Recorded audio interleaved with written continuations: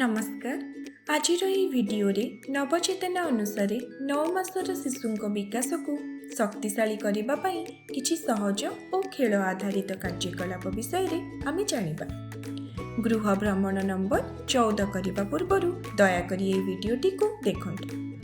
गृह भ्रमण समय रे प्रथमे अभिभावक को 9 मास बयसर शिशुंकर आगामी विकास पदक्षेप विषय रे सहज भाषा रे बुझांतु। तापरे एही भिडियो रे दिया जाइथिबा सहज और खेल आधारित कार्यकलाप शिशु सहित करी देखांतु। देखाइबा परे अभिभावक और परिवारर अन्य सदस्य को प्रतिदिन एही खेल गुड़िक शिशु सह करने को उत्साहित करंतु। एही कार्यकलाप गुड़िक करिबारे 9 मास बयस हेबा समय रे शिशु माने साधारणतः दुई पार्श्व को गुड़ाई हेबा, समस्त आंगुली व्यवहार करी खेलना धरिबा, परिचित मुह किंबा खेलना को आखिरे अनुसरण करिबा, आगे रे लुचाई रखी जाइथिबा खेलना खोजिबा, नाम डाकिले प्रतिक्रिया देबा।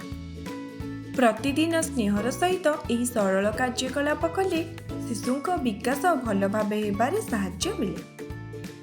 नवचेतना अनुसार शिशुर नवम मासरे करिबाकु थिबा कार्यकलाप गुड़िक हेला छाड़िबा खेल, गुड़ाइबा और धरिबा, कामर शब्द और कामर ध्वनि, खाइबा समय रे कथाबार्ता।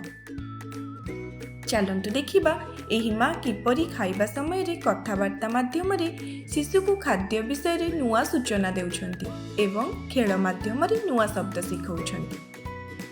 एही सहज कार्यकलाप गुड़ी को नियमित भावे कले जीवनर प्रथम 3 वर्ष रे शिशुंक विकास पई दृढ़ सहायता मिलिଥାଏ।